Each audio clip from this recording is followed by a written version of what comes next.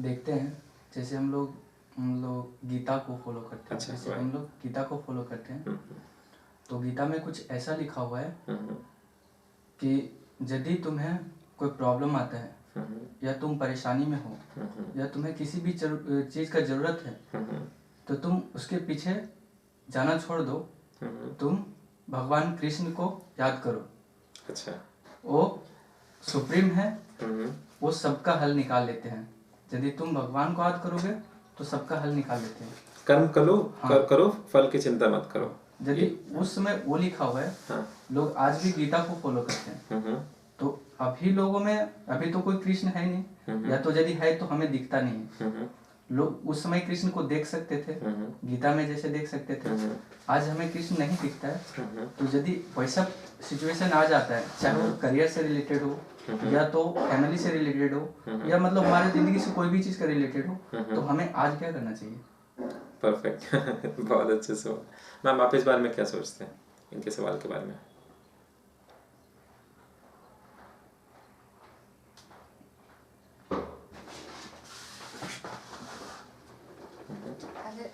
अगर ऐसे ही कहा था कि कर्म करो, फल का चिंता मत करो, तो ऐसा तो मैं कुछ भी काम कर सकता हूँ। उसमें हो सकता है मुझे रिजल्ट मिले या तो ना मिले। तो अगर ऐसा है तो मतलब ये तो फिर गलत हो जाएगा लाइफ।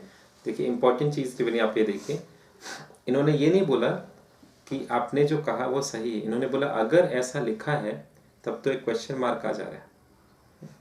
इनका ये कहना है कि इन्हें नहीं लगता कि ऐसा लिखा हुआ है ना। आपने ये बोला कि गीता में अगर ऐसा लिखा हुआ कि आपको कुछ काम अगर करना है तो करिए, फल का चिंता मत करिए, वो आप भगवान के ऊपर छोड़ दीजिए। जो भी नाम दे रहे हैं कृष्ण देना, कृष्ण के ऊपर छोड़ दीजिए। पहला आपने ये कहा। मैम ये कह रही हैं कि नहीं, अगर ऐसा लिखा है तो आई डिसएग्री, एक सवाल उठ जाता है। तो उनका ये कहना है कि शायद लिखा कुछ और है और शायद आप उसको अलग तरीके से इंटरप्रेट कर रहे हैं। अब देखिए, अगर हिंदुज़म का मैं बात करूं, तो हिंदुज़म में क्या है कि हम किसी एक किताब को फॉर सर्टेन नहीं कह सकते कि यही किताब हिंदुज़म का आधार है, सब कुछ इसी के ऊपर बेस्ड है, ये परम सत्य है। हम ऐसा नहीं मान सकते। आप अगर कृष्ण जी को मान लीजिए, ये मान रहे कि नहीं वो परम ईश्वर भगवान का वही मेन रूप है, तो कोई और कहेगा कि नहीं हम थोड़ा डिसएग्री करते हैं। हमने शिव पुराण में देखा है, साफ साफ लिखा हुआ है कि विष्णु जी, कृष्ण जी, वो राम जी शिव जी से कम पावरफुल है, शिव जी के नीचे आते हैं। शिव जी जो है वो परम माने जाते हैं। तो कोई दूसरा बोलेगा कि नहीं, मैं कृष्ण जी का फॉलोअर नहीं हूँ, पर मैं राम जी का फॉलोअर हूँ। तो कोई और है वो सुबह शाम राम राम राम का नाम जपेगा, पर वो कृष्ण जी में उसको कोई खास इंटरेस्ट नहीं है। अब कृष्ण जी का अगर हम बात करें तो कृष्ण जी का एक स्टोरी तो नहीं है, बहुत सारा स्टोरीज है। महाभारत अकेला तो नहीं है कि उसमें सिर्फ गीता है। तो महाभारत के अंदर बहुत सारा खंड है, उसके अंदर बहुत सारा ऐसा बात लिखा हुआ है जो शायद आप देखेंगे कृष्ण जी का जो बात गीता में लिखा हुआ है उसी के साथ कन्फ्लिक्ट करता है। तो एक एपिक स्टोरी है, एक बहुत बड़ा स्टोरी है, जिसमें हम किसी एक जगह पे जाके एक सेक्शन को देख के हम एक मीनिंग निकाल ले। तो पहला चीज ये है कि हमसे किसने कहा कि गीता ही परम सत्य है। क्यों नहीं हम बोले कि नहीं पहले आप वेद का बात मानो, है ना। तो कोई दूसरा कह रहा है कि नहीं एक काम करो, आप ऋग्वेद से शुरू करो या आप यजुर्वेद से शुरू करो, वहां पे देखो क्या लिखा हुआ है। और अगर वो चीज गीता से कन्फ्लिक्ट करता है तो आप डिसएग्री करो, आप गीता को छोड़ दो, आप ऋग्वेद का बात सुनो। कोई अगर ये कह रहा है तो मैं तो ये नहीं कह सकता कि आप गलत हो, ना ही मैं कह सकता कि आप सही हो। तो कुछ ऐसा है कि हमारे पास एक किताब नहीं है, हमारे पास एक भगवान नहीं है। हाँ, हिंदुज़म में एक बहुत खूबसूरत बात यह है कि उन्होंने ऑप्शंस दिया है कि हर तरह के लोग एक साथ रह सकते हैं। आपका ये सोच है, आपके लिए एक अलग भगवान है, आप उनका आस्था रखिए, उनको मानिए। आपका दूसरा सोच है, आपके लिए दूसरा है। आप तीसरे तरह के इंसान हैं, आपके लिए तीसरा। आपको पढ़ाई लिखाई करना बहुत अच्छा लगता है, आप सरस्वती माँ का पूजा करिए, उनके बारे में जानिए। आप एक बिजनेसमैन है, आप पैसा सुबह शाम सोचते हैं, तो वहाँ पे लक्ष्मी जी है। आप बलशाली इंसान बनना चाहते हो, आप हनुमान जी का पूजा करिए। तो हिंदुज़म में हमने डिवाइड कर दिया। अब होता क्या है कि गॉड तो एक ही है, और कोई भी इंसान मुझे नहीं लगता इतना बेवकूफ़ है वो मानेगा दो गॉड है। कोई भी इंसान ऐसा नहीं कि आप हिंदू हैं, आप मुस्लिम हैं। मान लीजिए कोई मुस्लिम है तो वो बोलेगा नहीं गॉड इज वन, और तुम लोग गलत मानते हो गॉड को, तुम जो इतने गॉड्स मानते हो। तो ऐसे थोड़ी है कि हम लोग गलत मानते हैं, हम भी ये बात जानते हैं कि भगवान एक ही है, मगर उस एक ही का कोई रूप नहीं है। अगर किसी एक ही का कोई रूप नहीं है तो आप उसे जो रूप दे दो वो भी गलत तो नहीं हो सकता, क्योंकि हर रूप फिर उसी का है।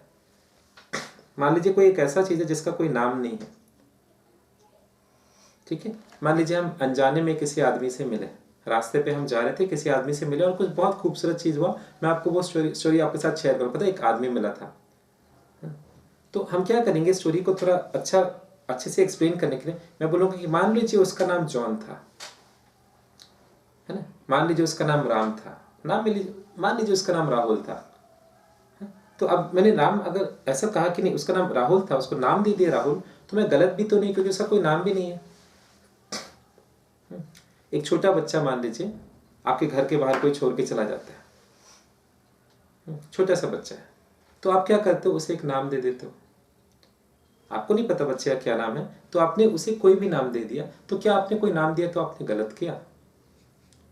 क्या बेवकूफ है, आप बुद्धू है, जिसका कोई नाम ही नहीं आपने उसको नाम देके कोई बहुत बड़ा नाइंसाफी किया? नहीं, जो नाम देना दीजिए। तो एक ईश्वर है, भगवान है, जिसको हम नाम नहीं दे सकते। तो आपको एक नाम अच्छा लगा आपने दिया, आपको एक और नाम अच्छा लगा आपने दिया, हम दोनों सही हैं। तो हिंदुइज्म में सभी लोग समझदार हैं, सभी जानते हैं कि भगवान एक ही है, मगर हम उनको अलग अलग रूप में उनका पूजा कर लेते हैं, अलग अलग नाम हम दे देते हैं। मान लीजिए आप है तो कोई आपको बेटा बोलेगा, कोई आपको पापा बोलेगा, कोई आपको भाई बोलेगा, कोई आपको दोस्त बोलेगा, है ना। तो ये गलत तो नहीं है। एक ही आदमी का इतने सारे नाम, बाप भी बोलेगा बेटा भी बोलेगा, कैसे हो सकता है? एक ही आदमी बाप भी है बेटा भी, हाँ हो सकता है, क्यों नहीं हो सकता है, होता ही है ना। तो कोई एक ही भगवान, अगर हमारा इतना नाम हो सकता है और वो गलत नहीं है, तो भगवान का इतना नाम कोई गलत बात नहीं। तो हिंदुइज्म में डाइवर्सिटी बहुत है, जो अच्छा चीज़ है। आपको पापा पसंद है, आप उसको पापा बोलो, है ना। तो कोई मान लीजिए बाल गोपाल, कोई किसी को बच्चे में भगवान दिखता है, तो वो कृष्ण जी का बचपन का जो रूप है उसी का पूजा करना गलत कैसे हुआ? किसी को एक फीमेल में भगवान दिखता है तो उसका गॉड फीमेल है, किसी को मेल में भगवान दिखता है उसका गॉड मेल है। किसी को अगर एक मंकी में भगवान दिखता है तो वो अगर हनुमान जी का पूजा कर रहा है, वो जब एक मंकी को देख रहा है, वो पूजा कर रहा है, प्रणाम कर रहा है कि आप हनुमान जी का रूप है, तो मैं कैसे बोलूँ तुम गलत हो? तो कोई सूरज का पूजा कर रहा है, मैं कैसे बोलूँ तुम गलत हो? सब रूप तो उन्हीं का। अगर भगवान, और भगवान चीज ही वो, सब कुछ ही भगवान का है, तो सब कुछ ही भगवान होगा। एक कंपनी है मान लीजिए, वो बहुत सारा प्रोजेक्ट्स बनाती है, वो मोबाइल भी बनाती है, वो कार भी बनाती है ना, वो लैपटॉप्स, वो हर तरह का चीज़ बनाती है, नमक चीनी भी बनाती है। टाटा ग्रुप का कंपनी है, रतन टाटा को ले लीजिए। हाँ, तो अगर मैं बोलूँ कि देखो ये नमक जो है, ये मेरे लिए, टाटा ग्रुप का मतलब मेरे लिए नमक है, बहुत अच्छा नमक बनाती है, अगर तो मैं गलत थोड़ी हुआ। हाँ, वो कार भी बनाता है, तो कोई और बोले नहीं टाटा ग्रुप बहुत अच्छा कार बनाता है, दोनों सही है। आप नमक को भी बोलोगे टाटा का नमक है, आप कार को भी बोलोगे कि टाटा का कार है, तो आपने गलत थोड़ी किया। दोनों का एक ही नाम टाटा, नमक का भी नाम टाटा, कार का भी नाम टाटा, हाँ गलत थोड़ी है। तो भगवान ने तो सब कुछ बनाया, तो आप पत्थर का नाम भगवान दोगे, आप बोलोगे ये मेरे लिए अगर ईश्वर है, तो आप गलत नहीं है। आप इंसान का नाम भगवान दोगे, आप बोलोगे ये मेरे लिए ईश्वर का रूप है, आप किसी गुरु को मान लोगे, है ना, गुरु ब्रह्मा गुरु विष्णु मान लीजिए, जब गुरु को एक ब्रह्मा या विष्णु का रूप मान ले हो, आप मान लो कि गुरु ही महेश्वर है, तो आप कैसे गलत हुए? वो भी आप गलत नहीं। तो हिंदुइज्म ऐसा चीज़ है जिसमें डाइवर्सिटी बहुत अच्छा है, मगर इस डाइवर्सिटी के कारण अनफॉर्चुनेटली कन्फ्यूजन आता है। और कन्फ्यूजन जो अभी आपने बोला कि भाई गीता में लिखा क्या है, क्लियर नहीं हो पाया। क्योंकि अगर ऐसा लिखा है कि कर्म करो और सब कुछ भगवान ही देखेगा, मतलब ये भी तो हो सकता है कि मैं सब कुछ सही करूंगा और मैं फेल कर जाऊंगा, तब मैं क्या करूंगा? या ये भी हो सकता है कि जो भगवान का ही देना है सब कुछ, तो आराम से बैठे रहो। अगर बनना है करोड़पति, भगवान बना देगा, बनना है भिखारी, भगवान बना देगा। अगर भगवान ही सब कुछ करता है, भगवान ही सब कुछ करवाता है, अगर कृष्ण जी वही बोल देते तो उन्हीं के ऊपर छोड़ दो, फिर करने क्या? सन्यासी बन जाते, बैठे रहते, सोते रहते, सोचते रहते, कर्म ही नहीं करते। जो इम्पोर्टेंट चीज़ है ना, ये ऐसा नहीं कि गीता के साथ होता है, ये हर एक शास्त्र के साथ होता है। कोई आदमी जब बाइबल पढ़ेगा ना, वो उसमें एक स्टोरी पढ़ेगा, वो उसका अपना मीनिंग निकाल लेगा। कोई मान लीजिए कुरान में एक स्टोरी पढ़ रहा है, कुरान में कोई श्लोक लिखा हुआ है अगर उनके लैंग्वेज में, तो वो उसका मीनिंग जो है वो अलग इंटरप्रेट करेगा। आप दो लोगों को सुनिए, एक ही चीज़ एक्सप्लेन करते हो, आप दो महान महान गुरु को एक साथ सुनो, एक ही टॉपिक पे बोलते हो, आप देखेंगे ये ऐसा स्टोरी बता रहा है, वो ऐसा स्टोरी बता रहा है। सिमिलर है बट सेम नहीं है। दो लोग एक ही चीज़ का दो मीनिंग निकालते हैं। आपको इंपॉर्टेंट ये समझना है ना कि भगवान जो है वो इस किताब के अंदर नहीं है। इस किताब में भगवान का डिस्क्रिप्शन है। गीता जो है, गीता खुद एक प्रिंटेड किताब है। आप बोलोगे गीता ही भगवान, आप गीता का ही पूजा करोगे तो आप फंस गए। गीता के अंदर कुछ स्टोरीज लिखा हुआ है, कुछ मिस्ट्रीज लिखा हुआ है जिसको आपको सॉल्व करना है। गीता के अंदर कुछ शब्द है, वो शब्द के पीछे उसका मतलब है। मान लीजिए आप किसी से बहुत ज्यादा प्यार करते हैं, उसने पूछा आपसे तुम मेरे से कितना प्यार करते हो, तो आप उसे कैसे बताएंगे? आप शब्द में कैसे बताएंगे आप उसे कितना प्यार करते हैं? है ना? आप बोलेंगे मैं तुम्हें इतना प्यार करता हूँ जितना लंबा यहाँ से अमेरिका का रास्ता है, क्या बोलेंगे? जितना दूरी यहाँ से सूरज का रास्ता है, इतना बड़ा मेरा प्यार है। अजीब लगेगा। कोई भी शब्द आप डालोगे, आप देखोगे शब्द उसको डिस्क्राइब करने की कोशिश करना ही बेवकूफ़ी है। आप एक नया फूल देख कर आए, आप एक फ्लावर शो में गए थे, एक नया फूल आपने देखा, इतना खूबसूरत फूल आपने जिंदगी में नहीं देखा था, आपने स्मेल किया, ऐसा स्मेल जो आपको मुग्ध हो गया। अब मैं बोल रहा हूँ कि बताओ भाई क्या था, कैसा स्मेल था? मैं बोलो कि लिखो ना, एक किताब लिखो, एक गीता लिखो, एक गीत लिखो, भगवान के ऊपर आप एक गीत लिखो। गीता का तो वही मतलब है ना कि इस ईश्वर के ऊपर एक गीत है। आप जितने भी अच्छे पोएट हैं, जितना भी अच्छा आप कवि हैं, आप जो भी गीत लिख लें, क्या वो फूल का स्मेल उसमें आएगा? नहीं आ सकता। राइट? तो जब गीता लिखा जा रहा है, कोई भी कुछ भी लिख रहा है, मान लीजिए कोई बाइबल लिख रहा है, कोई किसी भी तरीके की किताब लिख रहा है, तो आपको एक बात समझना है, इस किताब में सत्य डायरेक्टली नहीं मिल सकता आपको।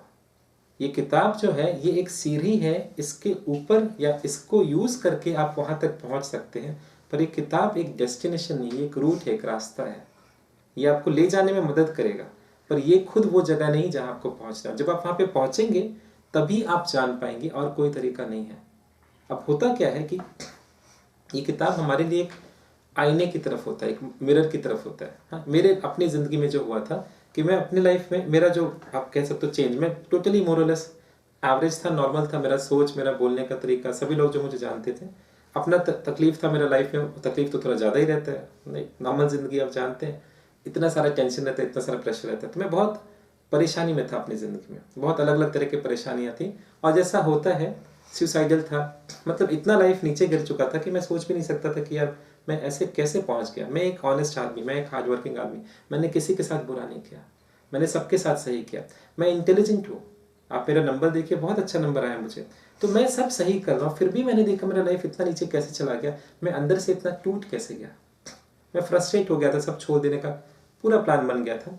तो मैंने डिसाइड किया एक दिन अचानक से कि चलो ट्राई करके देखते हैं। गीता को मैंने डाउनलोड किया, PDF डाउनलोड किया, प्रिंट आउट निकाला, पढ़ना शुरू किया। जब पढ़ना शुरू किया तो क्या हुआ, मैंने देखा कि अरे मैं खुद को बहुत इंटेलिजेंट मानता था, समझदार मानता था, मुझे लगता था मुझे सब कुछ आता है, अहंकार मेरा एकदम चरम सीमा पे पहुंचा। मैंने देखा कि अरे इनमें कुछ ऐसा ऐसा बात लिखा हुआ है जो समझ में नहीं आता, जैसे आपने जो सवाल पूछा, तो मैंने देखा कि कुछ ऐसा सवाल लिखा हुआ है, कुछ ऐसा बात ये लोग बोल रहे हैं जो ठीक नहीं लगता सुनने में, थोड़ा गलत लगता है।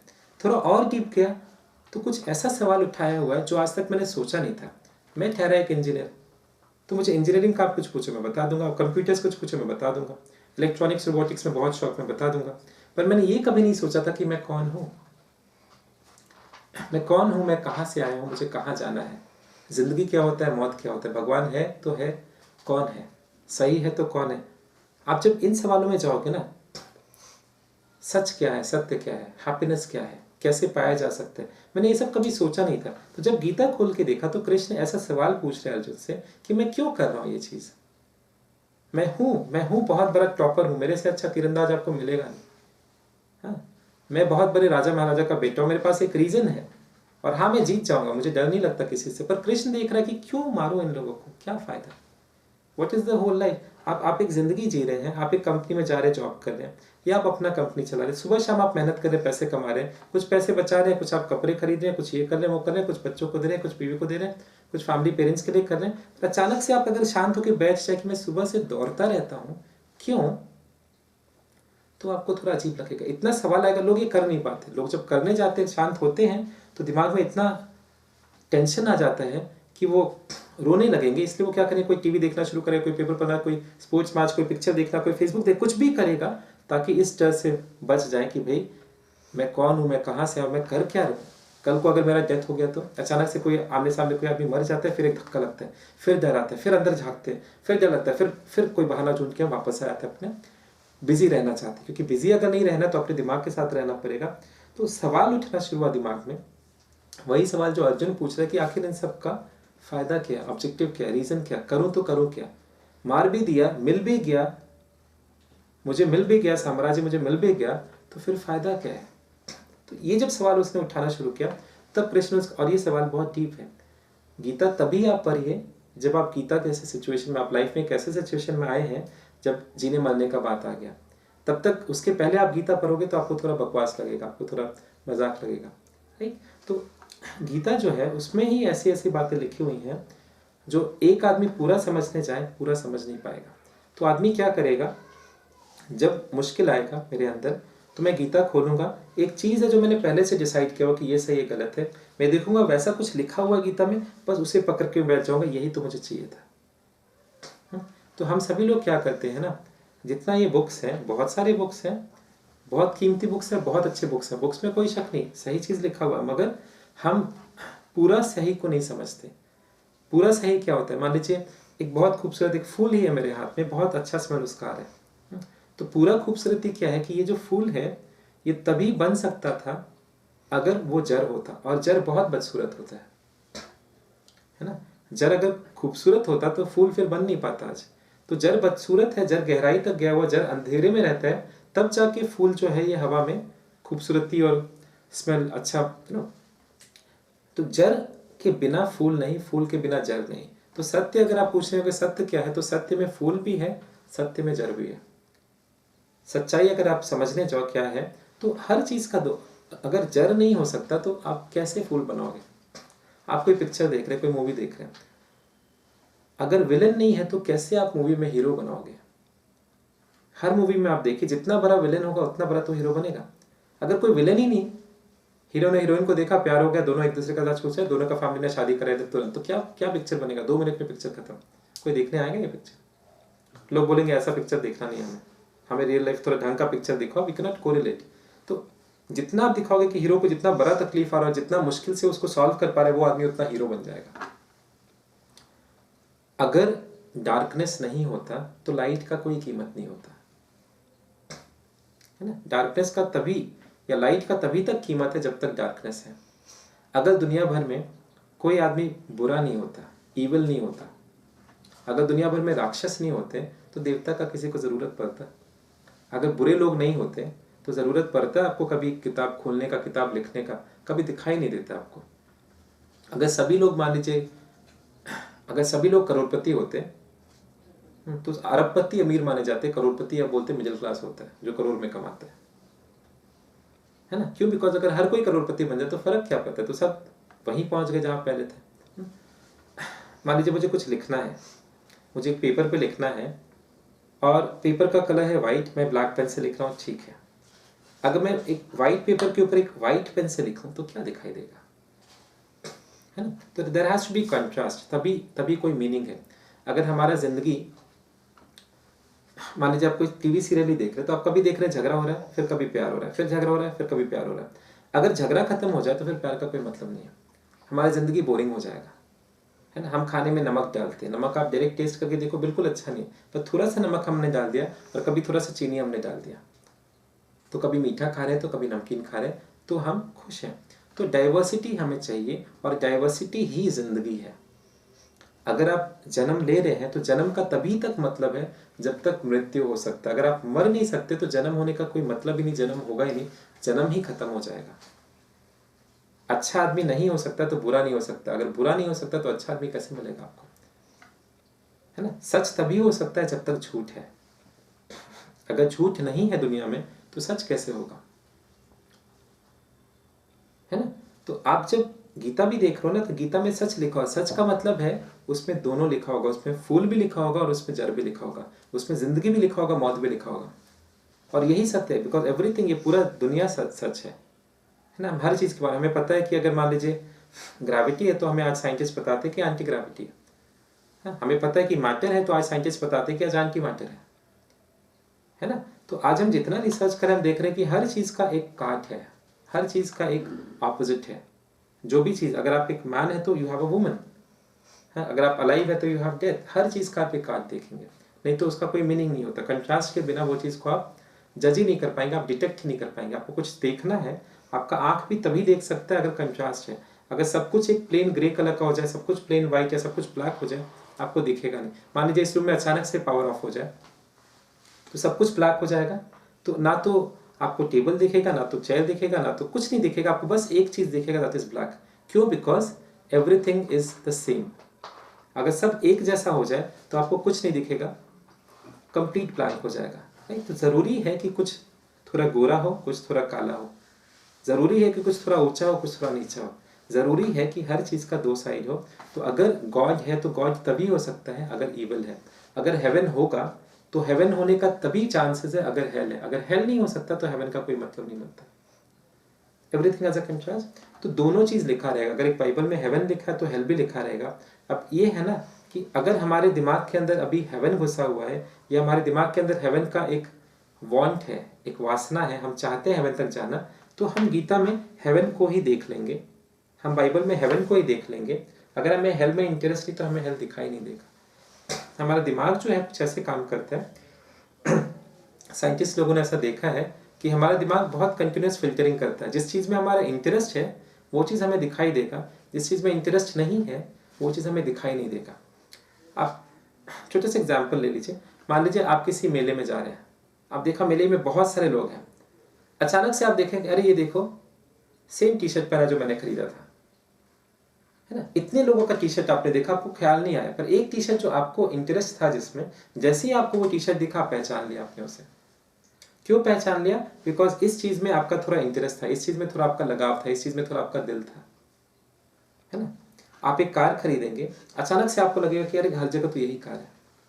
आप एक जूता खरीदेंगे, अचानक से अरे इतने लोग के पास ये जूता। आप एक मोबाइल खरीदेंगे, अभी तक ये मोबाइल यूनिक था, आपने कहीं नहीं देखा था, जैसे ही आपने खरीदा देखो अरे इतने लोग के पास मोबाइल है, मुझे लगता है खाली मेरे पास है।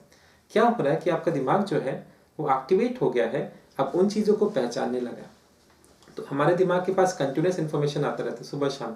अभी जैसे हम बैठे हुए हैं तो हमारे कान में बहुत सारा साउंड जा रहा है, अलग अलग जगह से बहुत सारा साउंड जा रहा है। तो जिसमें हमारा इंटरेस्ट है हम उसे सुन रहे हैं, जिसमें इंटरेस्ट नहीं है हम उसे नहीं सुन रहे। मान लीजिए बहुत सारे लोग सोए हुए हैं, 10 लोग सोए हुए हैं, एक का नाम है अमित, 10 लोग सोए, एक का नाम है अमित। आप थोड़ा खड़े हो जाओ, धीरे से बोलो अमित अमित, 9 के 9 सोते रहेंगे, जो अमित है वो उठ जाएगा। वो अमित है वो उठ जाएगा बिकॉज उसका जो दिमाग है वो इस अमित शब्द को खोजता रहता है। अगर सुनाई दिया तो तुरंत पता चल जाएगा, है ना। और किसी को सुनाई नहीं देगा, सभी सो रहे हैं, पर अमित को पता चल जाएगा कि हाँ किसी ने मुझे बुलाया। क्यों ऐसा होता है? हमारे दिमाग ही ऐसा बना है। तो हम कुछ देख रहे हैं, हम एक फोटोग्राफ देख रहे हैं, तो अगर उस फोटोग्राफ में कुछ ऐसा चीज़ है जो मुझे पसंद है तो मैं उस चीज़ के ऊपर ज़्यादा ध्यान दूंगा। एक ही चीज़ को दो लोग अगर देखते हैं ना तो उनका अंडरस्टैंडिंग एकदम अलग अलग हो जाता है। एक ही शब्द हो सकते हैं, एक ही सोच हो सकता है, पर जिसका जहाँ पे फोकस है। एक स्टोरी मैंने सुना था कि एक औरत बेचारी, उसको खांसी हो गया था बहुत ज़्यादा, हाँ, तो 3-4 दिन से रात में वो खांसती थी, सोते समय खांसती थी। तो हस्बैंड रोज सुनता था खांस रही है खांस रही है खांस रही है। तो अगले दिन सुबह उसने अपनी वाइफ को बोला, जब ऑफिस जा रहा था उसने वाइफ को बोला चिंता मत करो, आज शाम में मैं आऊँगा ना तो तुम्हारे गले के लिए कुछ लेकर आऊँगा। तो वाइफ खुश हो गया, अरे वाह अच्छा अच्छा, वो जो हार देखा था ना वही वाला हार लाना, मुझे बहुत पसंद आया था। तो हस्बैंड ने बोला मैं तुम्हारे गले के लिए कुछ लेकर आऊँगा। उसे लग रहा है कि मैं तो साफ बात कर रहा हूँ कि खांस रही 3 दिन से, गले के लिए कुछ ले आऊँगा, तो कुछ कफ सिरप वगैरह ले आऊँगा, ठीक हो जाएगी। और ये सोच रही है गले के लिए कुछ ले आएगा, मतलब याद है मुझे हार। जिसका जिसमें इंटरेस्ट है, पैशन है, उसको वही दिखाई देगा, उसको और कुछ दिखाई नहीं देगा। तो अलग अलग लोग सेम जगह हो सकते हैं, सेम चीज़, एक ही पिक्चर आप 4 लोगों को दिखाओ, अलग अलग लोग एक ही चीज़ नहीं देखेंगे, अलग अलग लोग अलग अलग चीज़ देखेंगे, वो चीज़ देखेंगे जो उनको पसंद है। तो गीता अगर आपके पास है, कुरान आपके पास है, बाइबल आपके पास है, आपके पास कोई भी आप रिलीजियस बुक्स, आप मान लीजिए वेदा को ही पढ़ रहे हैं ना, तो आप देखेंगे एक ही लोग चीज़, एक ही इंसान जब उसे पढ़ रहा है वो कुछ और मीनिंग निकाल रहा है, दूसरा इंसान को सेम चीज़ आप दीजिए वो उसी चीज़ का अलग मीनिंग निकालते हैं। मीनिंग कहाँ से आता है? आपके अंदर से। तो ये जो बुक्स है ना, आप इनका 2 काम आप कर सकते हैं। आपने जो सवाल पूछा सोल्यूशन क्या है, 2 आप सोल्यूशन कर सकते हैं। एक, आप ये समझ सकते हैं कि नहीं, अगर कृष्ण ने ये बोला कि सब कुछ हम ही करेंगे तो उन्हीं के ऊपर सब छोड़ दो। एक आप उसका शब्द का मतलब पे जा सकते हैं। आप शब्द के मतलब पे जाओगे तो आप खो जाओगे, है ना, क्योंकि एक तो ट्रांसलेशन है। अभी तो साक्षात अर्जुन खुद नहीं समझ पाए थे कृष्ण का बात। अगर अर्जुन समझ पाते ना, आपको याद होगा एंडिंग जो महाभारत का था कि सभी लोग एक पहाड़ पे चढ़ रहे हैं, पर एक एक करके लोग गिर जाते, मर जाते, कोई मोक्ष तक पहुंच नहीं पाता, है ना। युधिष्ठिर को छोड़ के युधिष्ठिर पहुंच पाता है और एक कुत्ता पहुंच पाता है, अर्जुन भी रास्ते में गिर जाता है, वो भी मर जाता है। तो अगर कृष्ण जी अर्जुन को नहीं बचा पाए, अगर कृष्ण जी खुद लाइव सिखा करके, रियल टीचर वो सिखा करके अर्जुन को कम से कम मोक्ष तक नहीं पहुंचा पाए, तो फिर उनका जो सेकंड हैंड बात सुना हुआ है ना। गीता लिखा किसने था? संजय देख पा रहा था दूर से कि क्या चल रहा है बैटल फील्ड पे, है ना। तो संजय अपनी दृष्टि से देख रहा है, तो वो भी शायद थोड़ा सा गलत सुन रहा हो, उसने थोड़ा सा ट्रांसलेट कर दिया, ट्रांसफॉर्म कर दिया। उसके बाद इतना पहले तो वॉइस जब स्पीच से सब होता था कि चलो हमने आपको बताया, आपने उसको बताया, पहले तो हम लिखते नहीं थे, फिर हमने लिखना शुरू किया। तो होते होते होते इतने बार एक्सचेंज हो चुका है, तो ये तो जायज़ है। उस जमाने का संस्कृत अलग था, फिर संस्कृत में थोड़ा थोड़ा मॉडिफिकेशन हुआ, फिर आज आप हिंदी में पढ़ रहे हो, आप इंग्लिश में पढ़ रहे हो। इतना ट्रांसलेशंस के बाद क्या वो सत्य सेम का सेम रहेगा? वो बिगड़ जाएगा। तो आप इसमें खोजने में मत जाइए, क्योंकि है भी नहीं, है ना। जो आप खोजने चाहिए, आप ये समझिए कि इनका जो सवाल उठा रहे वो सवाल इंपॉर्टेंट है, उसका जवाब आप अंदर खोजिए, आपके अंदर खोजिए। आप ये मत देखिए कि इसमें लिखा हुआ ये टेक्निक लिखा है तो यही सच होगा, नहीं तो आप फंसने वाले हो, क्योंकि आप देखोगे यहाँ पे ये लिखा है, वहाँ पे वो लिखा है। कोई मान लीजिए महाभारत का स्टोरी से इंस्पायर हो रहा है, हाँ, और वो बोल रहा है कि मैं युधिष्ठिर हूँ, और वो अपनी बीवी को लगा दे रहा है जुए में। आज के डेट में क्या होगा? हम जेल में डाल देंगे पकड़ के। या पहले तो तू जुआ खेलते है, फिर तू कौन होता अपनी बीवी को जुए में लगाने वाला? राइट, हम तो वो काम नहीं कर सकते, है ना। कृष्ण जी का ऐसा ऐसा काम किया वो जो आप नहीं कर सकते। अब वो साफ साफ स्टोरीज है, आप जो काम कृष्ण जी ने किया था, अगर आप वो काम आज करने जाते हो, आज आपको जेल में डाल दिया जाएगा। आप लड़कियों का कपड़ा नहीं चुरा सकते, आप घर में जाके चोरी नहीं कर सकते। उस समय वो जायज़ है। तो समझना है कि जो स्टोरीज है वो बदल चुका है। उस समय आप तीर चलाते थे, आज तीर नहीं है, आज आपके पास AK-47 है, आज आपके पास परमाणु का बम है, अब आपके पास एटॉमिक बॉम्ब्स है, राइट। तो सिचुएशन बदल गया है। आप सेम टू सेम लेके आज मत लेने, वो उसके अंदर जो कंसेप्ट है वो सही है। कंसेप्ट क्या है? अंदर खोजो, राइट। तो मेरे साथ जो हुआ कि मैंने जब गीता पढ़ा, मैंने गीता से डायरेक्टली कुछ खास नहीं सीखा, मगर मैंने ये देखा कि गीता में ऐसा ऐसा सवाल उठाया गया है जिसका जवाब मेरे पास है ही नहीं। मैं जो खुद को सर्वज्ञानी समझता था, मुझे लगता था मैं तो सब आता हूँ, मैं पढ़ लिख के इतने अच्छे कॉलेज से, इतने अच्छे स्कूल से हूँ, इतना अच्छा मेरा नंबर है, मैं टॉपर हूँ स्कूल का, मुझे लगा सब आता था। पर मैंने जब पढ़ा तो मुझे लगा कि मैं तो बेवकूफ़ हूँ, मुझे तो कुछ नहीं आता। और जैसे ही वो अहंकार टूटा, वैसे ही मैंने देखा मेरा ज़िंदगी बदलना शुरू हो गया। जो प्रॉब्लम्स था मेरी ज़िंदगी में, बहुत प्रॉब्लम्स था, वो सारे के सारे प्रॉब्लम्स मेरे अपने बनाए हुए थे। सारा प्रॉब्लम्स एक साथ टूटा, धीरे धीरे टूटा, मगर एक साथ टूटा। मैंने देखा एक वहीं से शुरुआत हुआ। फिर गीता पे मैं क्यों रुकूं? मैं और घुसा, किसी को नहीं छोड़ा मैंने। और मैंने देखा हर जगह जब मैं जा रहा हूँ तो एक ही सवाल आ रहा है, और सवाल कहाँ आके अटक रहा है? मैं कौन हूँ? और जब तक आप ये जान नहीं पाओगे मैं कौन हूँ, जब तक आपके अंदर एक सुबह शाम एक पागलपन नहीं हो जाएगा कि मैं कौन हूँ, मैं कहाँ से आया, मुझे करना क्या है, क्या सही है क्या गलत है, जब तक वो पागलपन नहीं आएगा ना, तब तक वो चीज़ आप तक पहुँचेगा नहीं। पर अगर ये सवाल उठना शुरू होगा, अगर आप ये बात जान जाए कि आप कुछ नहीं जानते, तब भी आप बहुत ज्ञानी हो जाएंगे। जो आदमी सोचता है कि मैं बहुत कुछ जानता हूँ, उसके पास ही सबसे कम ज्ञान है। जो ये जानता है, सोचता नहीं, वो जो जानता है, समझ गया है कि उसे कुछ नहीं आता, वही आप देखेंगे सबसे ज्ञानी हो जाता है। और ज्ञानी होने के लिए आप मत बोले कि मैं सब भूल गया, मुझे कुछ नहीं आता। लोग ऐसा भी करते ना, ये रूल समझ गया, अच्छा इसका मतलब ये है, अब वो बोलना शुरू करेंगे मुझे कुछ नहीं आता। मैं उसका भी बात नहीं कर रहा, वो भी फिर नकली हो जाएगा, आर्टिफिशियल हो जाएगा, है ना। मैं बस ये कह रहा हूँ कि जब आप समझ जाएंगे, जब आपके अंदर एक भूख आ जाएगा कि मैं कौन हूँ, तो शायद आपने जगह बना दिया, वैकेंसी बना दिया कि भगवान अब आके घुस सकते हैं।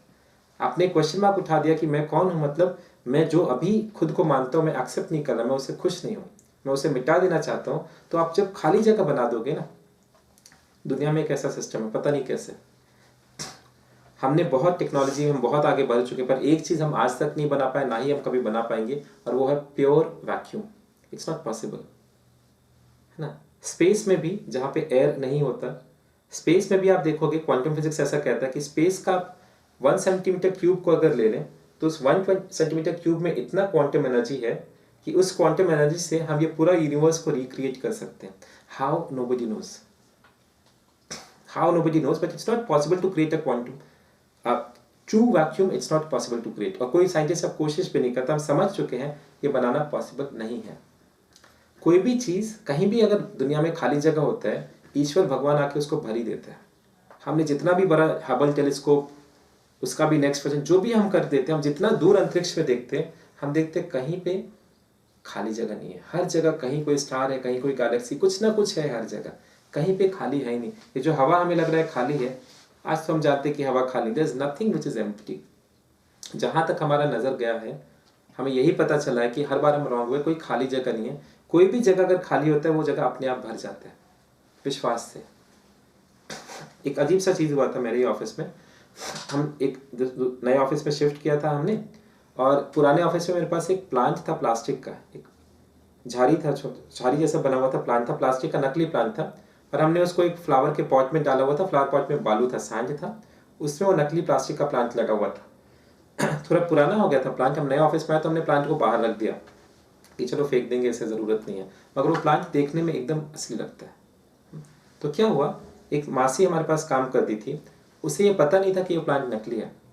तो मैंने एक दिन, मैं सुबह सुबह ऑफिस में मैंने देखा कि बालू का जो पॉट है उसमें नकली प्लास्टिक का प्लांट है, उसमें मासी ने पानी डाला हुआ, पूरा गीला है। तो मुझे थोड़ा हंसी आया कि बेचारी मासी समझ नहीं पाई नकली है। फिर अगले दिन आया, फिर देखा, अगले दिन पानी, फिर अगले दिन आया, फिर देखा पानी है।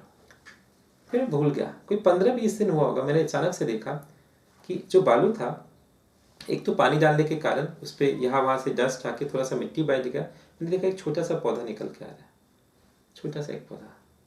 कुछ दिन और बाद मैंने देखा इतना बड़ा पौधा, एक असली पौधा आ गया। क्यों? बिकॉज वो जस्ट पानी डाल दी थी, वो एक बिलीफ के साथ। तो दुनिया में ना कुछ कुछ चीज़ अजीब है।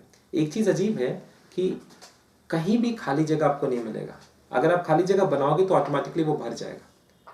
और दूसरा ये कि आप किसी चीज़ में बिलीव करोगे तो ऑटोमेटिकली वो बिलीफ सच होने की तरफ बनना शुरू हो जाता है। एवरीथिंग विच यू सी, एक टेबल है, एक चेयर है, कंप्यूटर है, माउस है, लैपटॉप है, जो भी आपके हाथ में घड़ी है, किसी ने सोचा था और विश्वास किया था तो आज वो आ गया, वो बन गया। क्योंकि किसी ने सोचा था, विश्वास किया था। आप क्यों आज यहाँ पे हैं? बिकॉज किसी ने सोचा था, है ना। किसी ने सोचा था कि किसी ने किसी से प्यार किया था, किसी ने सोचा था कि हम शादी करेंगे, फिर आप आए। किसी ने बोला होगा कि अंकल हो सकता है, दादी, नानी, किसी ने बोला होगा कि हमें एक बच्चा चाहिए, किसी ने सोचा कि एक बच्चा चाहिए, उसका इनाम रखेंगे, तो आज अब नहीं तो हम आते नहीं। तो हम भी किसी का सोच का ही प्रोडक्ट है। अगर कोई सोचता नहीं तो आज हम यहाँ पे होते नहीं। मैं, आप, एवरीथिंग, जो भी चीज़ आप देखोगे दुनिया में, कोई कहता है सोच, तो आप किसी गुरु से बात करेंगे, वो बोलेंगे सोच नहीं, आप इसको वासना बोलो। कोई ज़िंदगी जीना चाहता था इसलिए ज़िंदगी में आया है। जो भी है तो हम किसी एक ऐसे चीज़ के प्रोडक्ट जो था ही नहीं पर आ गया इस दुनिया में, नहीं। तो कुछ एक दो बातें ऐसे हैं जो आप अगर समझ लें तो थोड़ा क्लियर हो जाएगा कि दुनिया कैसे काम करता है। There is no vacancy as such. आप कहीं भी अगर वैकेंट जगह आप गड्ढा खोद दोगे तो अपने आप देखोगे वहाँ पे कुछ दिन बाद पानी भर गया, कुछ दिन बाद आइए अपने आप मिट्टी आ जाएगा। पानी अकेला नहीं आएगा, अपने साथ मिट्टी को लेकर आएगा, धीरे धीरे वो मिट्टी को भर देगा। जहाँ पे आपने जगह बनाया था मिट्टी का, वो दोबारा भर गया। दुनिया ऐसे काम करता है। आप अगर जगह बना दोगे, ये जो अमेरिका में जो न्यू एज गुरुज है वो लोग क्या करते हैं, कुछ लोग इसको लॉ ऑफ अट्रैक्शन बोलते हैं और बहुत पैसे भी कमाते हैं। लॉ ऑफ अट्रैक्शन का क्या मतलब है कि मान लीजिए आप चाहते हैं कि आपको एक नया कार का ज़रूरत है, तो आप क्या करो, एक गराज बना के रख दो, है ना, प्लान करके रख दो, कार का फोटो वोटो लगा के रख दो, और आप देखोगे आज नहीं तो कल वो कार आ ही जाएगा। वो कहते हैं कि ठीक है आपको नया फर्नीचर का ज़रूरत है, आप जगह बनाइए, पुराना सारा फर्नीचर फेंक दीजिए, पुराना सारा फर्नीचर फेंक दिए, कुछ दिन वेट करिए, देखिए अपने आप आ जाएगा। और होता भी ऐसा। उनका तरीका गलत है एक्सप्लेन करने का, मेरा तरीका थोड़ा अलग है। हाँ, पर मैंने यही सीखा कि भगवान ने ऐसा सिस्टम बनाया कि अगर आप कुछ चाहेंगे तो भगवान ऑटोमेटिकली उसको एक बीज बना देगा, और वो बीज जो है वो कहीं से नहीं आते, it's just coming from nowhere. पर वो बीज से आप देखेंगे रियलिटी आ जाता है। तो आपका एक चाहत है, आपका एक थॉट है, आपको अभी एक ख्याल आ रहा है, वो एक्चुअली एक बीज है। वो बीज कल बड़ा होकर आप एक मंदिर बना सकते हैं। वो मंदिर कैसे बनाए, एक दिन आपके दिमाग में एक ख्याल आया था जिसे आपने पकड़ के रखा है। तो ऐसा सिस्टम है कि आप जो चाहोगे वो ऑटोमेटिकली हो जाएगा। क्या कर सकते हैं, आपको क्या करना चाहिए। सी, ये जो किताब है ना, जो धार्मिक ग्रंथ है, आप उनका डायरेक्ट मीनिंग मत समझने जाओ, बिकॉज वो मीनिंग इतनी बार ट्रांसलेट हो चुका है। वो second hand, third hand, fifth hand, कितना हैंड है मुझे पता नहीं, राइट। आप वही चीज़ देख लेंगे उसमें जिसमें आपको इंटरेस्ट। आप देखेंगे कि अगर कोई विलन है तो विलन क्या करेगा ना, वो भी गीता से इन्हीं बातों को उठा के, वो इन बातों को उठा के जो कृष्ण ने बोला अर्जुन से, इन बातों को उठा के वो जस्टिफाई करेगा कि हाँ मैं मर्डर कर सकता हूँ। तो कुछ कुछ जगह पे, जैसे रशिया में रशियन गवर्नमेंट ने एक दिन डिक्लेयर कर दिया था कि गीता जो है वो एक मिलिटेंट, वो एक टेररिस्ट लोगों का किताब है, वहाँ पे तो ऐसा सब बात लिखा हुआ। तो उनका सोच क्या है, वो देख रहे हैं गीता को एक नज़र से और उनके दिमाग में भरा हुआ टेररिज्म, तो उन्हें लग रहा है ये तो टेररिस्ट का ही किताब है, एक आईने जैसा है, जो आप चाहेंगे वही आपको दिख जाएगा। तो आप इसको जस्ट एक आईने जैसा इस्तेमाल करो, एक अपने खुद को जानने के लिए, खुद को पहचानने के लिए। हम जैसे बर्थ लेते हैं ना, तो हम नहीं जानते कि हम दिखते कैसे हैं जब तक हमने आईना नहीं देखा। तो आईना क्या कर रहा है, एक रिफ्लेक्शन दिखा रहा है हमें। तो हमारा आत्मा का, अगर आपको एक आईना का ज़रूरत है, तो ये किताब जो है ये आत्मा का आईना का ज़रूरत फुलफिल करता है कि आप जब इन किताबों में जाओगे तो ये मजबूर करेगा आपको अंदर घुसने के, वापस अपने अंदर झांकने के। आप जब अंदर झांकोगे आप अपने आत्मा को पहचानोगे, आप जब उसे पहचानोगे तब आप देखोगे कि जिसको आपने खुद समझ के रखा था वो आप है ही नहीं, आप उसे रिजेक्ट कर दोगे। आप मानना, आप डिसएग्री करोगे, आप बोलोगे मैं नहीं मानता कि मैं ये हूँ, दुनिया मुझे बताती है कि तुम ऐसे हो, मैं नहीं मानता। वो गलत है। आप जब खुद को जानोगे तो दुनिया आपको छोटा, बेकार, बेवकूफ़, ऑर्डिनरी बताएगा। दुनिया आपको बोलेगा तुम कमीने हो, तुम चोर हो, तुम बुरे इंसान हो, दुनिया आपको बोलेगा। आप ये सब नहीं मान पाओगे फिर, क्योंकि आपने अंदर झाँका। आप इन चीज़ों को निकाल दोगे तो जगह बन जाएगा अब असली आप। और वो असली आप जब जगह आप अपने अंदर बनाते हो ना, तो भगवान ने आपको क्यों बनाया? भगवान ने आपको बनाया ताकि भगवान आपके थ्रू कुछ कर पाए। तो जब आप जगह बना दोगे तो भगवान आके आपके अंदर बैठेगा और वही करेगा जो आपको करना चाहिए था।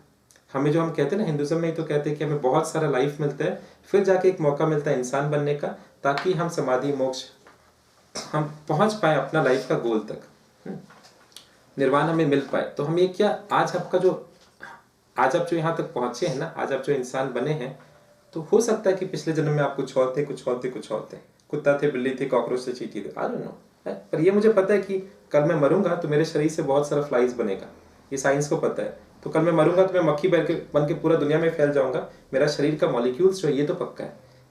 आत्मा का शायद हो, शायद ना हो, पर वही मक्खी फिर कभी एक दिन, शायद हजारों लाखों साल बाद मुझे दोबारा मौका मिलेगा एक इंसान बनने का। तो ये मौका है उस भगवान तक पहुंचने का, ये फाइनल मौका, इससे ऊपर आपको नहीं मिलेगा।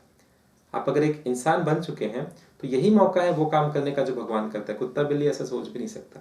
तो कैसे करें वो चीज़? एक अपने अंदर का जो अहंकार है उसे टूटने दो। तो मेरे केस में यही गीता ने, यहीं से मेरा लाइफ का जर्नी शुरुआत हुआ था। गीता मैंने जब पढ़ा, मैं समझ गया कि मैं बेवकूफ़ इंसान हूँ, मैं खुद को बहुत इंटेलिजेंट समझता। जब मैं समझ गया, अंदर का अहंकार टूटा, वो टूटा तो जगह बनना शुरू हुआ कुछ बेहतर, कुछ अच्छा आने के लिए। अंदर का गार्बेज निकाल के मैंने फेंकना शुरू किया। 1 नंबर। 2 नंबर ये है कि जब आप इनमें जाएंगे, सवाल उठेगा, उठने दीजिए, जवाब खुद मत दीजिए, जवाब खोजिए। गुरुज के पास जाएंगे, गुरु अपना अपना जवाब देगा, थोड़ा सा उनको फॉलो करिए, उनसे सीखिए, पर आगे बढ़ जाइए, रुकिएगा मत। रुक गए तो फिर आप उनका फॉलोअर बन के रह जाएंगे, फिर आप आगे नहीं जा पाएंगे। और अगर आप चलते रहे इस रास्ते पे तो एक दिन आप देखें कि आप इतनी दूर आगे जहाँ तक कोई नहीं आया था, और फिर आप वो काम करने लगेंगे जो आपके थ्रू, जिस रीजन से भगवान ने आपको भेजा था, और तब लाइफ पलट जाता है। एक और फाइनल एग्जाम्पल दो, फिर मैं इस टॉपिक को क्लोज करूँ। आप जैसे देखेंगे एवोल्यूशन, हमें पता है एवोल्यूशन होता है, डार्विन ने जो एक्सप्लेन किया था वो बात सही है। और एवोल्यूशन कैसे होता है? एवोल्यूशन कुछ ऐसे होता है कि सर्वाइवल ऑफ द फिटेस्ट, मत्स्य न्याय हम कहते हैं, या फिर जंगल लॉ हम कहते हैं। जंगल लॉ क्या है कि जो बड़ी मछली है वो छोटी मछली को खाएगी, दैट्स इट, है ना। एक मान लीजिए एक गाय है, वो एक बच्चे को दे रही है, अभी वो हिल नहीं सकती। जंगल का लॉ ये कहता है कि पीछे से शेर आया तो उसको मार के खा जाएगा। तो जंगल का जो लॉ है, या मत्स्य न्याय है, जो बोलिए, दुनिया का जो लॉ है, अगर इंसान को छोड़ दे तो वो ऐसा है कि जो सबसे फिट है वही सर्वाइव करता है। क्यों ऐसा क्यों किया जा रहा है? भगवान ऐसा क्यों कर रहा है? ऐसा लीला क्यों बनाया भगवान ने? भगवान का ये लॉजिक हो सकता है जो सही लगता है कि मान लीजिए भगवान ने देखा कि एक ग्रुप है 10 कुत्तों का, और उनके साथ मान लीजिए 5 फीमेल डॉग्स हैं, 10 मेल डॉग्स हैं, 5 फीमेल डॉग्स हैं। अब भगवान ये देख रहा है कि अगर ये फीमेल डॉग्स हैं, इनको सबसे स्ट्रांग कुत्तों का बीज मिले, सीड मिले, इनके बच्चे सबसे स्ट्रांग कुत्ते बने, तो कुत्तों के लिए बेहतर है, वो एडवांस होगा, इंप्रूव करेगा। और अगर वीक कुत्तों का इनको बीज मिले तो नेक्स्ट जनरेशन कुत्ते आएंगे, वो हो सकता है मारे जाए और कुत्ते खत्म हो जाए।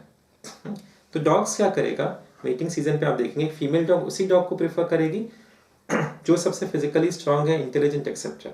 Same happens for monkeys, same happens for all animals. एक चींटी भी अगर है तो उनमें भी आप देखेंगे कि वो सेलेक्ट करेगा अपने लिए बेस्ट पॉसिबल पार्टनर, वो गलत नहीं कर रहा है। तभी तो 2 चीज़ हो सकता है, एक उसका नेक्स्ट जनरेशन इंप्रूव कर सकता है, एंड दूसरा वो सर्वाइव कर सकता है। क्योंकि सिर्फ सर्वाइव करें without an improvement, that is also not good. दुनिया, भगवान ने अगर ये दुनिया बनाया ना, एक चीज़ दुनिया में आप देखोगे, ग्रोथ। हर चीज़ ग्रो कर रहा है। एक छोटे से छोटा एनिमल भी है ना, तो मान लीजिए एक सांप है, तो पहले वो सांप एक ऐसे जगह पे गया तो उसने अपने आप को ऐसा बना लिया, दूसरे जगह पे गया, आप देखेंगे सांप अब दूसरे तरह का हो गया। मान लीजिए एक सांप अंधेरे में देख सकता है, तो एक सांप में बहुत ज़्यादा जहर है, जहाँ पे जहर का ज़रूरत है उसने जहर बना लिया। कैसे बना लिया? एक के बाद दो के बाद एक सांप ने 4 बच्चे दिए, एक में ज़्यादा जहर था, एक में कम जहर था, कम जहर वाले मर गए, फिर ज़्यादा बच्चे के 4 बच्चे हुए, अब उससे ज़्यादा। तो लाइफ जो है, एवोल्यूशन जो है, ग्रोथ होता रहता है। तो आप एक चीज़ देखोगे कि अगर भगवान लीला ही कर रहा है, भगवान के लिए हम उतने इम्पोर्टेंट नहीं है मान लीजिए, तो भगवान क्या चाह रहा है कि चलो हर नेक्स्ट जनरेशन पहले से बेहतर है। बंदर जब था तो बंदर इतना इंटेलिजेंट नहीं था। मान लीजिए एक बंदर का 4 बेटा हुआ, अब 4 बेटे में से एक बंदर का दिमाग बड़ा था, दूसरे बंदर का छोटा था। जो मंदबुद्धि बंदर था वो जल्दी मर गया, और जो दिमाग वाला बंदर था वो ज़्यादा दिन सर्वाइव करके टूल्स बना करके कुछ फिर वो इंसान बन गया। ये एवोल्यूशन है।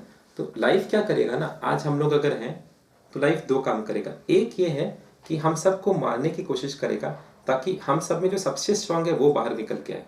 और अगर लाइफ को पता चल गया कि ये सबसे स्ट्रांग है तो वो उसको फुल सपोर्ट देगा कि इसको तो बचा के रखना है क्योंकि इसी का मुझे फ्यूचर चाहिए। तो यही चीज़ आप देखोगे कि इंसान अगर है, बहुत लोग आते हैं और बहुत लोग चले जाते हैं। करोड़ों लोग हर साल अगर आप देखें ना, तो शायद करोड़ों लोग इस दुनिया में आ रहे हैं और करोड़ों लोग इस दुनिया से जा रहे हैं। मगर उन करोड़ों में से कुछ 1, कुछ 2, कुछ 10 स्पेशल होते हैं। उनका ज़िंदगी आप देखोगे बहुत आसान है, हमेशा खुश रहते हैं, मस्त रहते हैं। क्यों? बिकॉज ये उन लोगों में से हैं जिनको लाइफ ने खुद सेलेक्ट किया। तो सिंपल सी बात है, आप मान लीजिए आज बॉर्न हुए हैं, आप देखेंगे लाइफ में प्रॉब्लम आ रहा है, आप छोटे थे प्रॉब्लम आ रहा है, अभी प्रॉब्लम आ रहा है, और आप देखो प्रॉब्लम्स बढ़ेगा ही बढ़ेगा, तब तक प्रॉब्लम्स आएगा जब तक लाइफ आपको एक दिन गिरा के मार के ख़त्म नहीं कर देगा। आप देखेंगे लाइफ आपको बस मारता रहेगा। आप बोलेंगे भगवान ऐसा दुनिया क्यों बनाया? लोग कंप्लेन करते काहे को दुनिया बनाई। हाँ, हर बात पे आप देखेंगे, हर चीज़ आप सही करें पर लाइफ आपको मारेगा। आप उठ जाएंगे, आप थोड़ा सा सांस लेंगे, फिर मारेगा, फिर गिर जाएंगे। क्या करेंगे? मगर अगर जो चीज़ मैंने आपको बता रहा हूँ आप समझ लिया, अगर आप बदल गए, अगर आपने अंदर भगवान को जगह दिया, अगर आप वैसे इंसान बन गए जो लाइफ जितना मारता है, आप बोलते भाई ये क्या है, थोड़ा और मार के दिखाओ। अगर आप समझ गए इस गेम को, लाइफ के गेम को, तो लाइफ देखेगा यही इंसान का मुझे ज़रूरत था, और वो क्या करेगा, वो अब आपको उल्टा हेल्प करने लगेगा। तो आपको लगने लगेगा कि आप बहुत लकी इंसान। आप जो काम करेंगे, पहले लाइफ हर बात पे गिराता था, इस बार आपको लाइफ अपने हाथ से गाइड करेगा, हर जगह हेल्प करेगा। ये जो बुक्स हैं, आप ये समझिए, ये बुक्स आपको ख़त्म करने के लिए है, आपका अहंकार को बढ़ाने के लिए नहीं है। अगर आप ये बुक से कुछ और टेक्निक सीख करके आप उसको भी अपना लगा दे रहे हो, लोगों को बताने, पता है मैंने ये भी पढ़ा, मैं ये भी जानता हूँ, मैं ये भी करता हूँ, अगर वो अहंकार बढ़ाने के लिए आप यूज़ कर रहे हैं तो वो बुक्स ही आपके लिए नेगेटिव हो जाएगा। बहुत सारे ऐसे लोग हैं जिन्होंने वही बुक्स को पढ़ के अपना लाइफ बर्बाद भी कर लिया है। वो लाइफ अगर आपको अच्छा करना है, बुक्स का असली रिजल्ट चाहिए, तो सही से समझिएगा मेरी बातों को। मेरी बातों को मैं नहीं बोलूँगा, मैंने भी यही बात समझा है किसी और लोगों से। तो आप या तो कहीं और से समझो, खुद से समझो, या मेरे से समझो, उससे क्या फ़र्क पड़ता है। जो सच है वही सच रहेगा।